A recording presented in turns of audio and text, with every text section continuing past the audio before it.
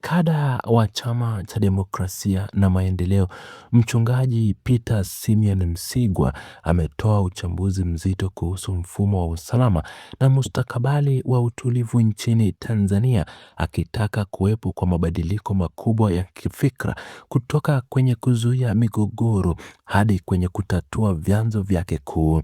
Mwanasiasa huyo ambaye amewahi kulitumikia jimbo la Iringa mjini kama mbunge kupitia tiketi ya chama hicho cha upinzani kabla ya kukihamia Chama cha Mapinduzi CCM na baadaye kurejea tena kwenye chama chake cha zamani cha Chadema, ametoa mtazamo huo akiwa mkoani Morogoro. Katika maelezo yake yaliyosambazwa hadharani, mwanasiasa huyo amebainisha kuwa nchi haitakiwi kuishi tu katika hatua za kawaida za kulinda na kudumisha usalama wa juu, bali inapaswa kujielekeza katika ujenzi wa amani ya dhati na kudumu inayochochewa na misingi ya usawa. Ufafanuzi uliotolewa na Mchungaji Peter Simeon Msigwa unaweka mstari wa wazi kati ya dhana mbili kuu za kiusalama ambazo ni utumishaji wa amani na ujenzi wa amani. Kiongozi huyo ameeleza kuwa utaratibu wa kudumisha amani mara nyingi unaishia tu kwenye kudhibiti na kusimamia migogoro isipolipuke, wakati mchakato wa ujenzi wa amani unajikita zaidi katika kutafuta na kutatua chanzo cha msingi kinachosababisha kuwepo kwa mifarakano hiyo miongoni mwa jamii. Kupitia mfumo huo amebainisha kuwa mbinu za kulinda utulivu pekee bila kuangalia sababu za ndani zinaweza kusababisha madhara ya muda mrefu, kwani haziondoi uhasama uliopo mioyoni mwa wananchi bali zinafunikwa kwa muda mfupi tu. Akiendelea mbele na uchambuzi wake, mbunge huyo wa zamani wa Iringa mjini amefafanua athari za kijamii zinazotokana na mifumo hiyo milini ya kiutawala na kiusalama nchini. Alieleza kuwa udumishaji wa amani una tabia ya kunyamazisha na kuzima sauti za watu wenye malalamiko au kutoridhishwa na jambo fulani ili tu kuonekana kuna utulivu. Ilhali ujenzi wa amani unalazimisha mamlaka na jamii kusikiliza kwa makini sauti zote ili kupata suluhu. Hatua ya kusikiliza sauti za wananchi inatajwa kuwa nguzo muhimu katika kuhakikisha kuwa kila mwananchi anajisikiza kuwa sehemu na mfumo ya utawala na maamuzi yanayohusu taifa lake. Mchungaji Peter Simeon Msigwa amebainisha kuwa udumishaji wa amani mara nyingi unatumika kama mbinu ya kukimbia au kuepuka migongano ya wazi, wakati ujenzi wa amani unaleta utaratibu wa kukabiliana na kukubaliana moja kwa moja na vigezo vinavyosababisha migongano hiyo ili kuimaliza kabisa.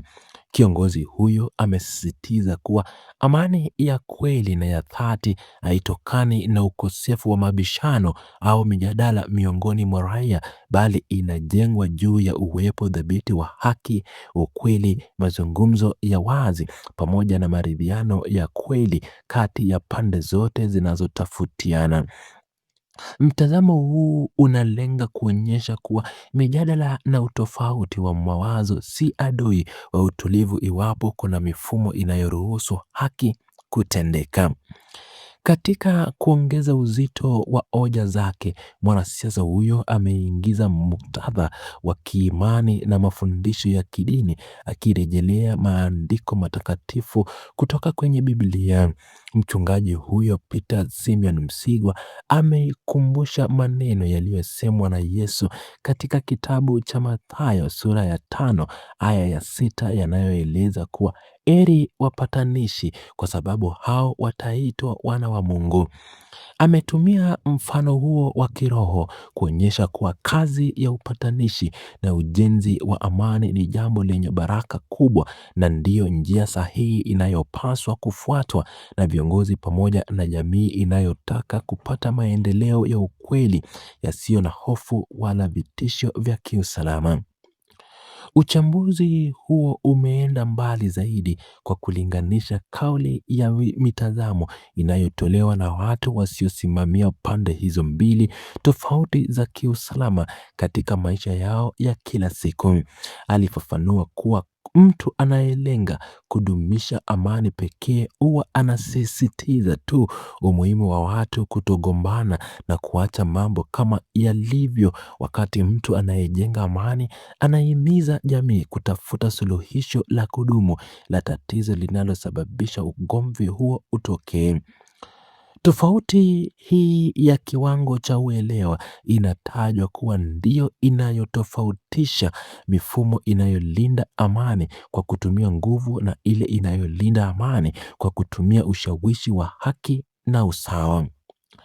Kada huyo wa Chadema amehitimisha maelezo yake kwa kuonyesha athari za muda mrefu za mifumo hiyo ya mustakabali wa taifa la Tanzania, akieleza kuwa udumishaji wa amani unalinda tu utulivu wa muda mfupi na kufunika majeraha yaliyopo kijamii, ilhali ujenzi wa amani unajenga mustakabali imara wa taifa na kuponya kabisa majeraha yote yaliyosababishwa na migogoro ya nyuma.